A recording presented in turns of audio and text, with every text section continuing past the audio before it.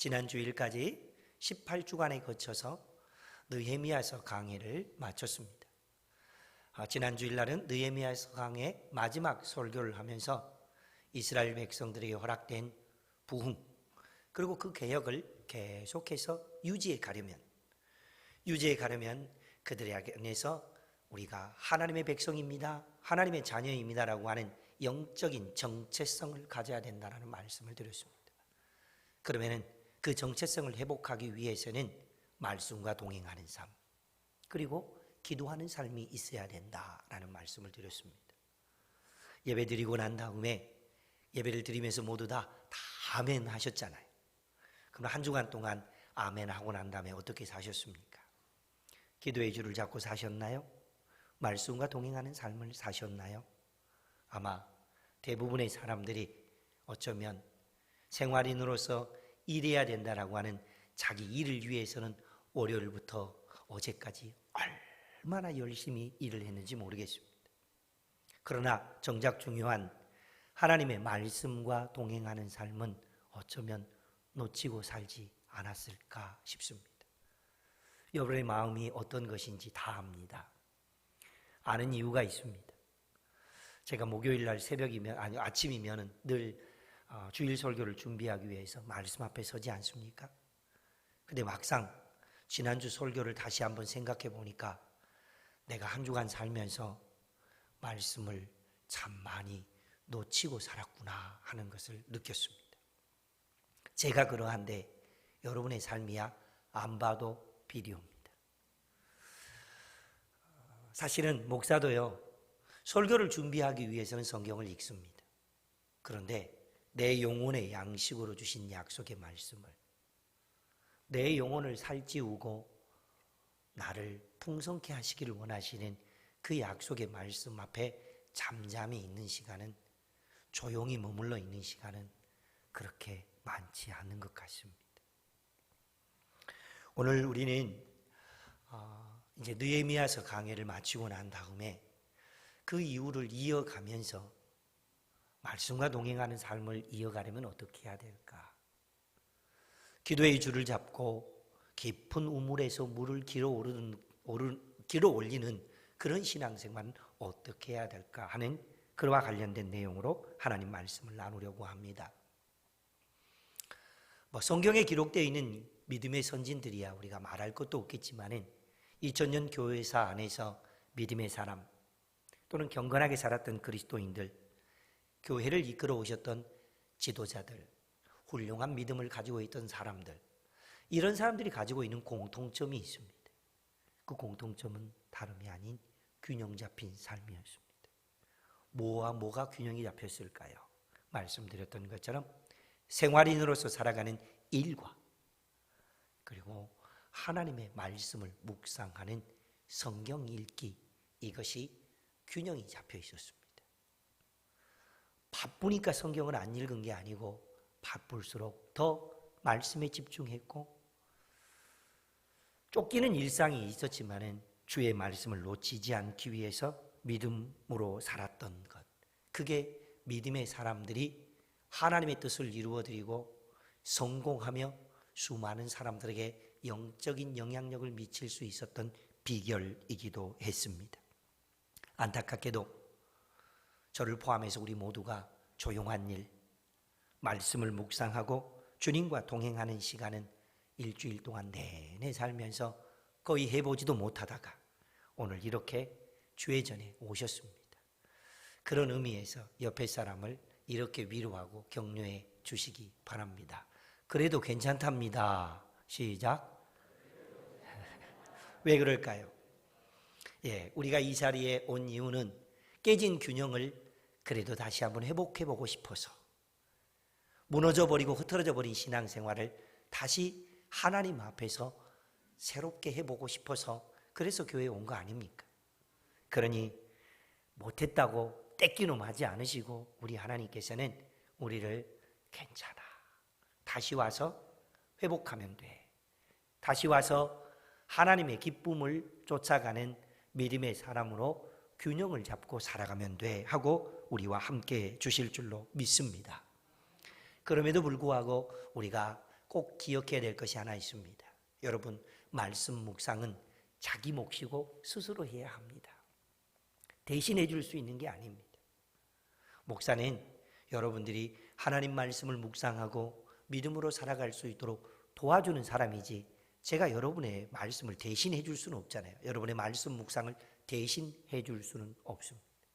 그러므로 할 수만 있으면 시간을 내서 매일 약속의 말씀을 읽고, 그도 여의치 않다면 새벽마다 전달되어지는 유튜브 설교를 들으면서 말씀과 동행하는 삶이 이렇게 귀하구나 하는 것을 늘 붙들며 살아갈 수 있게 되기를 주의 이름으로 축복합니다. 하나님 말씀을 묵상하는 조용한 일은 그 자체로 놀라운 비밀이 있고, 그것 자체가 영적인 신비이며 그 자체를 통하여서 우리가 보화를 캐낼 수 있습니다. 그러므로 성경은 하나님께서 우리에게 주신 선물입니다. 이건 다 동의하시죠? 그런데 하나님께서 우리에게 주신 선물인 이 성경, 하나님 말씀이 선물이다라는 것에 대해서는 다 동의한데요. 그런데요, 하나님께서 다른 피조물에게는 주지 않고 오직 우리 인간에게만 주신 선물이 하나 있습니다. 그것은 다름이 아닌 이것입니다. 따라해 보겠습니다. 경이로움. 그렇습니다. 경이로움입니다. 어떤 놀라운 상황, 사건, 그리고 그것으로부터 주어지는 감동에 대하여서 깜짝 놀라는 것, 이게 경이로움입니다. 그런데 성경적으로 말할 때 경이로움은 놀랐다, 그 정도가 아니라 그 놀라움 때문에 깨어있는 믿음이 되는 것, 그 놀라움 때문에 하나님이 주신 약속의 말씀을 가지고 붙들고서 내게 새로운 일을 행하실 하나님이 계신다라고 하는 그 가능성을 가지고 살아가는 것, 이게 경이로움인 줄로 믿습니다. 깨어있게 하시는 하나님, 그러면서 동시에 새로운 가능성에 대한 기대감을 갖게 하시는 그 하나님의 은혜를 쫓아서 믿음으로 살아가는 저와 여러분이 되시기를 주의 이름으로 축복합니다. 그러면 우리에게 하나님께서 성경을 선물로 주셨고 경이로움도 선물로 주셨다면, 이 성경과 이 경이로움이 진짜 우리에게 선물이고 하나님이 주시는 보화이며 깊은 우물에서 끌어올려 마실 수 있는 샘물이 되게 하려면, 그러려면 어떻게 해야 됩니까? 그게 바로 말씀 묵상입니다. 우리의 삶의 자리를 한번 돌아보시기 바랍니다. 바쁘게 살아가는 일은 있는데 하나님 말씀을 묵상하는 일이 없으면 균형이 깨질 수밖에 없죠. 집에 성경책이 한 권만 있습니까? 아마 모르긴 해도 몇 권 있을 거예요. 성경책이 몇 권 있는 게 중요한 게 아니라, 그것이 까만 건 글씨고 하얀 건 종이다라고 보는 게 중요한 게 아니라, 그 말씀 속에 담겨있는 하나님의 약속의 말씀을 마음속에 간직해 냈을 때에, 그때 우리는 경이로움 속에 살아갈 수 있고 하나님이 주시는 선물을 받게 되는 줄로 믿습니다. 그런데 실제적으로 어떤 사람들은 성경을 읽으면서 이렇게 읽습니다. 역사로 참 재밌다. 또 혹은 어떤 사람은 좀 과학적인 세계의 관점을 갖고 있는 사람은 이게 과학적이지 않다라고 하는 의심의 눈초리로 성경을 읽는 사람도 있습니다. 급기야 좀 똑똑하고 배운 것이 있다고 하는 사람들은 이렇게 성경을 읽습니다. 문학 비평적으로 읽기도 합니다. 그런데 그도 저도 아니고 어떤 사람은 이렇게 성경을 읽는 분들도 있더군요. 어렸을 때 해보았던 것처럼 짠! 오늘은 어떤 말씀을 주실까? 짠! 하고 그래서 그 안에 마치 내 인생의 해답이 있는 것처럼, 내 삶의 문제를 풀어줄 수 있는 어떤 능력이 있는 것처럼 말씀을 그런 식으로 대합니다. 이런 식의 신앙생활을 하는 사람을 보고 신비주의자다 그렇게 말합니다. 모두 다 하나님이 기뻐하시는 옳은 성경 읽기의 방법들이 아닙니다. 그러면 하나님께서는 우리에게 성경을 왜 읽으라고 할까요? 왜 묵상하라고 할까요? 우리가 성경을 읽고 묵상해야 되는 그 이유를 이렇게 정리해 보았습니다. 보여주시죠. 함께 읽습니다. 시작. 성경은 단순히 정보를 얻기 위해서가 아니라 주님과 친밀한 영적 교제를 위해서 읽어야 한다. 아멘. 사랑하는 사람이 나에게 연애 편지를 보냈는데 어떻게 읽겠습니까? 까만 건 글씨고 하얀 건 종이다라고 읽겠습니까? 그렇게 안 읽을 거잖아요. 나만 연애 편지를 받아봤나 봅니다. 여러분, 오늘 보면 요한복음 15장 말씀은 특별히 하나님께서 우리 예수님을 보내셨고 예수님께서 제자들과 앞으로의 세워질 교회와 성도들에게 하나님과 친밀한 영적 교제를 이루는 방법이 무엇인지를 알려주기 위해서 전해준 천국 복음입니다. 그 중에서 특별히 오늘 친밀한 영적 교제를 이루어 가기 위해서 이렇게 해야 된다라고 제자들에게 당부하고 있는데 4절부터 8절에 있는 말씀 중에서 4절 상반절에 이렇게 기록되어 있습니다. 다 같이 읽어봅니다. 시작. 내 안에 거하라 나도 너희 안에 거하리라. 텔레비전에 있는 드라마나 또 영화 중에서 젊은 연인들이 서로 사랑을 속삭일 때 하는 말 중에 이런 말들이 있습니다. 내 안에 너 있다. 이게 바로 이게 예수님이 하신 말씀을 고상하게 써놓으니까 내 안에 거하라 나도 너희 안에 거하리라 이렇게 기록되어 있지만은 실제적으로는 내 안에 너 있다. 반대로 네 안에는 나 있니? 이걸 물어보는 거잖아요. 그러니까 성경을 읽는다는 얘기는 성경 말씀 속에 있는 하나님의 사랑을 발견하면서 하나님과 더욱더 친밀해지고 하나님과 더욱더 긴밀한 관계를 맺는 것인데 이것을 신학적으로는 하나님과 연합한 것이다 그렇게 말합니다. 모쪼록 우리가 성경을 읽고 하나님의 뜻을 이루어가면서 그렇게 하나님과 연합된 믿음의 사람으로 살아갈 수 있게 되기를 주의 이름으로 축복합니다. 우리 말로는 보다라고 하는 글자가 그냥 보다입니다. 꽃이 있네, 컵이 있네 이렇게 보는 것입니다. 그런데 실제적으로 우리가 보다라고 하는 이 말은요, 이 말은 영어식으로 표현하면은 두 가지로 다르게 표현합니다. 그것은 첫 번째로는 to look이고 다음으로는 to see입니다. to look이라고 하는 것은 어떤 것을 볼 때 관심을 가지고 주목해서 보는 것입니다. 그러나 to see는 눈이 떠져 있으니까 저절로 보이는 어떤 것들입니다. 성도는 성경을 읽을 때 to look의 관점으로 읽어야 합니다. 관심을 갖고 집중해서 그 말씀이 나에게 무엇을 주기를 원하는지를 향하여 읽어야 하는데 그러므로 우리는 성경을 붙들어야 되고 성경을 놓치지 않고 믿음으로 살아야 합니다. 주의 깊게 보고 깊이 묵상하며 하나님과 친밀한 관계를 유지하기 위해서 관심을 갖고 읽는 것, 이것이 to look으로 성경을 보는 것입니다. 그런데 실제적으로 우리는 일은 굉장히 열심히 하지만 내적으로 하나님께서 우리의 영혼의 양식으로 채워주기를 원하는 경이로움으로 살게 하시는 이 하나님의 말씀을 잘 읽지 않습니다. 그러니까 균형이 깨질 수밖에 없고 그러니까 하나님이 주시는 믿음으로 온전히 설 수 없을 뿐만 아니라 늘 불완전한 모습으로 살아갈 수밖에 없습니다. 이제 여러분에게 균형을 회복하고 하나님과 친밀하며 선물로 주신 경이로움을 경험할 수 있는 성경 읽기 방법을 하나 소개하려고 합니다. 중세시대 때부터 수도원 운동을 했던 사람들이 했던 그 성경 읽기 방법인데 다른 말로는 영적 독서라고도 하기도 하고 거룩한 독서라고도 하긴 하는데 이 말을 라틴어로는 렉치오 디비나 그렇게 말합니다. 렉치오 디비나는 네 가지의 단계를 거치는데 첫 번째 렉치오, 두 번째 메디타치오, 세 번째 오라치오, 네 번째 컨템플라치오 이렇게 말합니다. 이게 라틴어라서 들어본 적도 없는 혁고에 있는 말이죠. 그런데 그 내용을 해석해 보면 앞에 써져 있는 것처럼 읽기, 묵상, 기도, 경청입니다. 하나님의 말씀을 잘 읽어야 합니다. 그리고 그 말씀을 묵상해야 합니다. 그리고 그 말씀 속에서 붙들고 기도하게 하시는 기도의 제목을 가지고 하나님 앞에 간구해야 됩니다.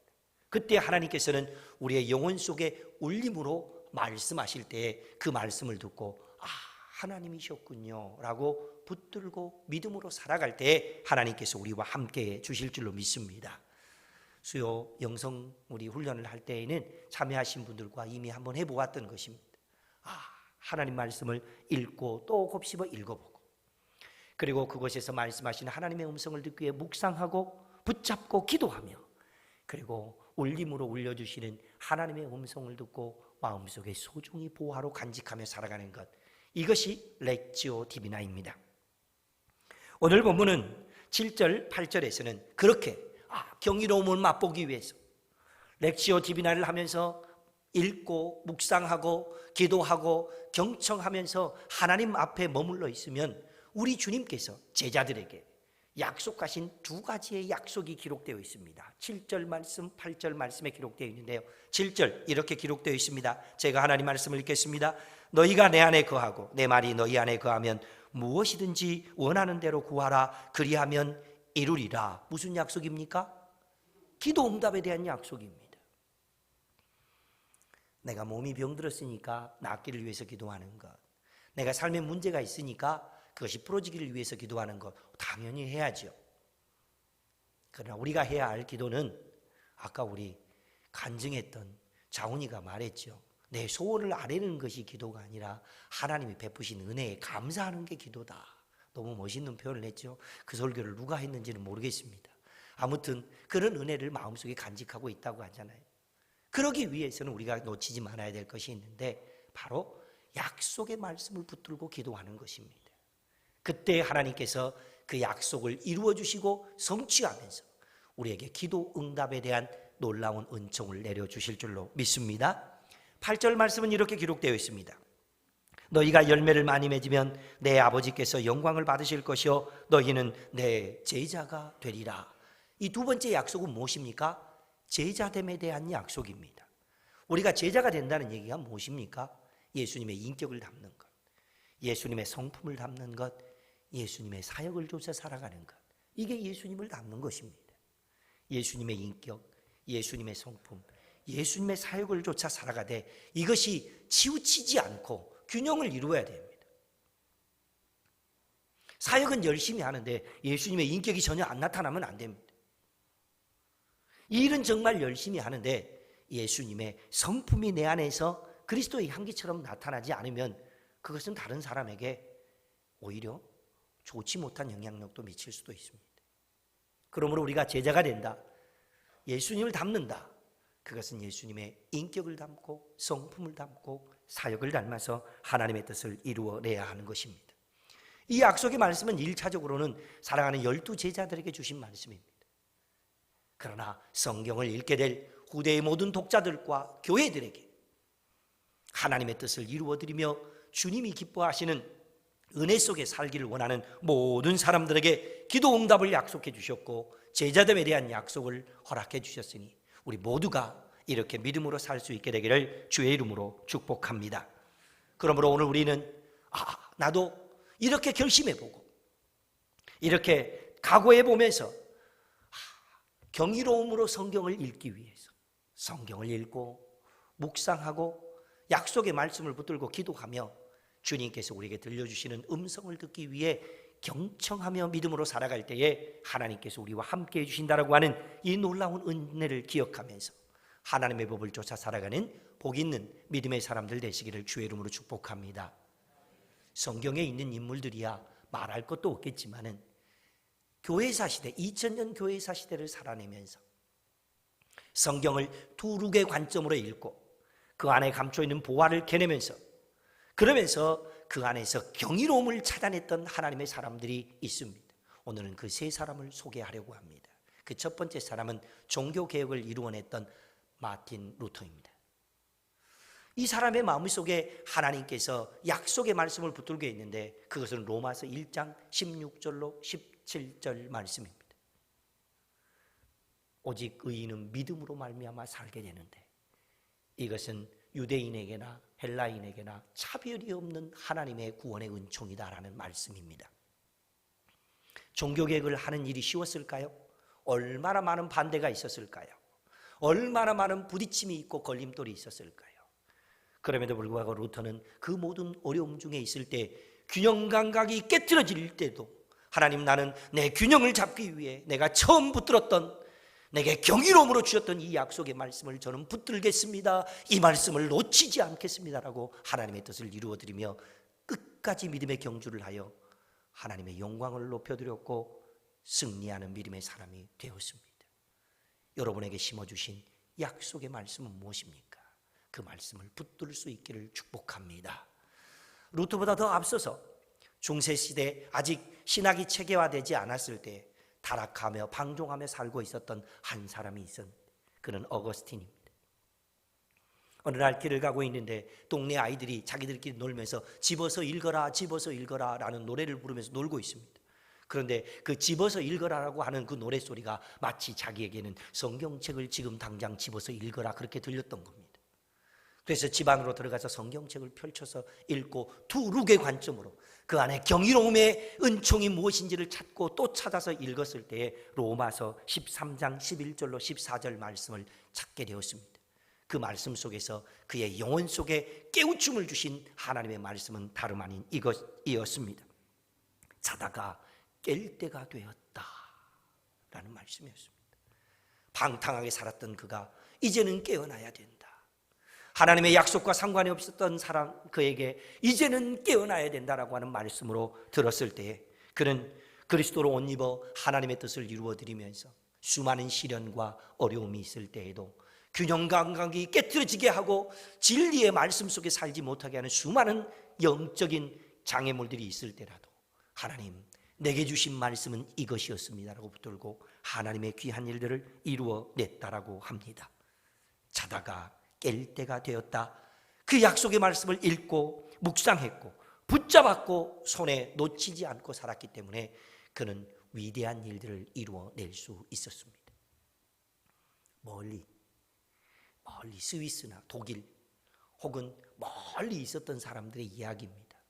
그런데 내년이면 우리 한국의 선교 140주년을 맞이하게 되는데 우리 한국 140주년 이 기간 안에 성경을 두 룩의 관점으로 읽고 그 안에서 경이로움을 발견했던 사람이 있는데 그 사람의 이름은 최치량이라고 하는 사람입니다.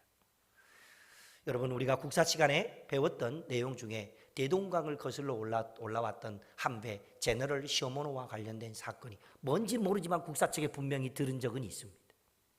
제너럴 셔머노 이 상선에 통역관으로 함께 왔던 사람이 중국에서 선교하고 있었던 토마스 선교사라고 하는 사람이 1663년에 배를 타고 대동강으로 거슬러 올라왔습니다.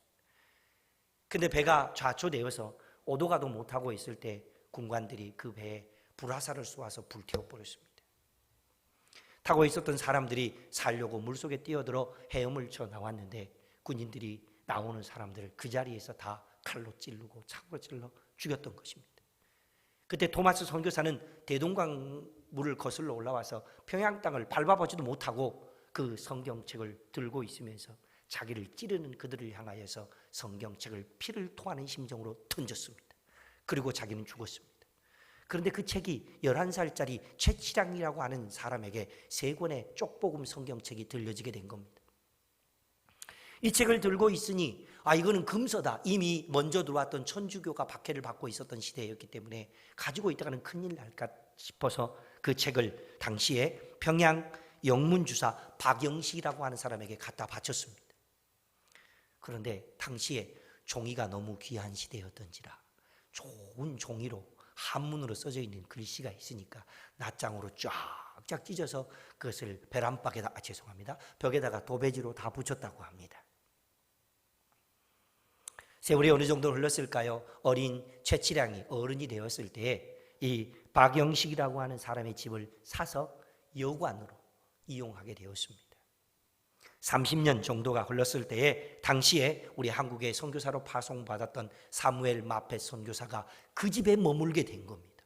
벽을 보니 성경책이 도배가 되어 있는 모습을 보면서 이게 어찌 된 일입니까 했더니 당시에 11살 최치량이었던 그가 있었던 일들에 대하여서 나이가 먹은 최치량이 이케 저케 요케 이런 일이 있었습니다라고 이야기해 주었습니다. 그리고 그 1894년 만 30년이 지났을 때에 1월 8일 날 최치량은 하나님 앞에서 세례를 받고 자기가 운영하고 있었던 그 여관을 하나님께 예배할 수 있는 예배 처소로 헌물했다고 하네요. 여러분, 한 사람이 벽에 붙어 있는 성경 말씀을 저런 한 문자로 된 그 글들이 저렇게 있구나라고 처음 보았을 때는 투시로 읽었습니다. 근데 한자 한자 짚어가면서 성경을 두룩의 관점으로 읽었을 때에 그 안에 믿음이 생겼습니다. 할렐루야. 그러면 제가 여러분에게 반문합니다. 성경을 두룩의 관점으로 읽지 않으면 믿음이 생기지 않습니다. 성경을 두룩의 관점으로 읽으면 그 안에서 하나님의 음성을 듣게 되고 경이로움을 찾게 되며 감추인 보화를 찾게 되고 하나님이 기뻐하는 믿음으로 살아갈 수 있게 됩니다. 성경을 읽어보시기 바랍니다. 느헤미야서를 처음 강의할 때 제가 13장까지 밖에 되지 않는 내용이지만 그 안에 역사적인 내용이 담겨 있으니까 읽고 또 읽어보십시오라고 부탁을 드렸는데 몇 번이나 읽으셨습니까? 다시 한번 개혁과 부흥을 이루어가는 데 있어서 하나님께서 구약시대 때부터 이미 믿음의 사람의 손을 붙잡고 큰 일을 행하셨다면 그 내용을 읽어보시면서 자신을 향하여서, 여러분의 일터를 향하여서, 여러분의 가정과 자녀손들을 향하여서 하나님께서 어떤 일들을 이루시기를 원하실까라는 기대감을 갖고 읽어보시기 바랍니다. 요한복음, 특별히 하나님과 친밀한 관계를 맺고 하나님과 연합되어지는 신앙생활이 필요하다는 것을 우리에게 알려주고 있는 말씀이 들어있습니다. 다시 한번 요한복음부터 읽어보시면서 하나님의 음성을 듣고 말씀과 동행하는 믿음의 사람으로 살 수 있게 되기를 주의 이름으로 축복합니다. 느헤미야서를 강의하면서 제가 수많은 위기들을 이야기했습니다. 인구 절벽의 위기를 비롯하여서 경제 위기, 수많은 위기를 이야기했지만 그러나 영적인 위기들이 우리에게 있습니다. 그 첫 번째로는 하나님의 말씀에 대한 무지가 이 시대의 영적인 위기입니다. 두 번째로는 하나님 말씀을 묵상하지 않고 자기 뜻대로 자기 방식대로 고집부리며 살아가는 시대, 이 시대가 위기입니다. 세 번째로는 복음을 들어도, 하나님 말씀을 들어도 하나님을 알고자 하는 마음이나 복음을 품고자 하는 마음보다는 나에게 유익이 되면 하고 안 되면 안 하려고 하는 그런 모습, 이것은 하나님 말씀을 수단화하려고 하는 위기입니다. 이 위기 세 가지 중에서 벗어날 수 있는 사람이 있습니까? 자유로운 사람이 있습니까? 하나님 말씀에 대한 무지, 자기 뜻대로 고집부리는 위기, 그리고 말씀을 수단화하려고 하는 위기, 이것이 우리 시대의 위기라고 우리에게 말씀해 주고 있습니다.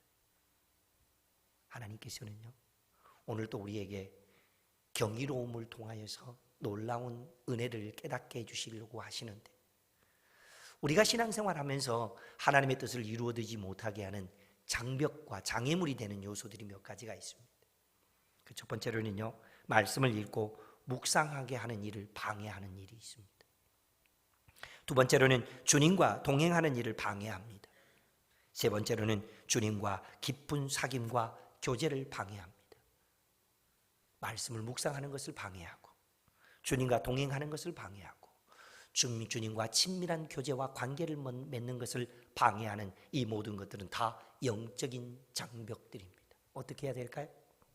영적 장벽을 이겨낼 수 있기를 축복합니다.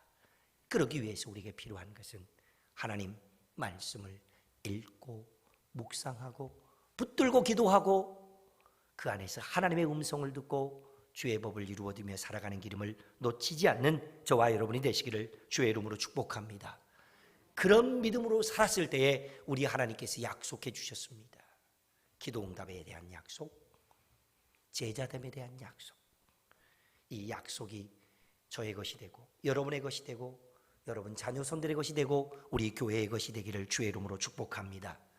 그런데 마지막으로 우리가 오늘 본문을 읽으면서 진짜로 경각심을 가져야 될 말씀이 한 문장으로 기록되어 있습니다. 5절 하반절에 있는 말씀 다 같이 한 목소리로 읽습니다. 시작.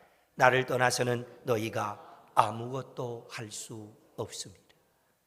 나를 떠나서는 너희가 아무것도 할 수 없습니다. 주의 약속의 말씀을 놓치고는 아무것도 할 수 없습니다. 주님과 친밀한 관계와 교제를 이루어내지 않고는 아무것도 할 수 없습니다. 주님과 동행하는 삶이 되지 않고는 아무것도 할 수 없습니다. 모쪼록 주님 주신 약속의 말씀을 소중히 간직하고 마음속에 깊이 묵상하면서 영적인 선한 일들을 이루어지며 살아가는 복 있는 하나님의 사람들 되시기를 주의 이름으로 축복합니다. 주신 약속의 말씀을 품고 함께 기도하겠습니다. 특별히 오늘은 선교 주일입니다. 하나님, 우리 구역이 후원하고 있는 선교지, 우리 교회가 후원하고 있는 국내 국외의 모든 선교지 위에 하나님 말씀의 부흥이 있게 하시고 기도 응답의 역사가 있게 하여 주시고 교회가 교회되는 믿음의 선한 증거가 있기를 원합니다라고 선교지를 위해서 기도하고 자신을 위해서 기도하고 우리 교회의 부흥과 개혁을 위해서도 계속 기도해 주실 것을 부탁드립니다. 주의 이름을 간절히 부르며 함께 기도합니다.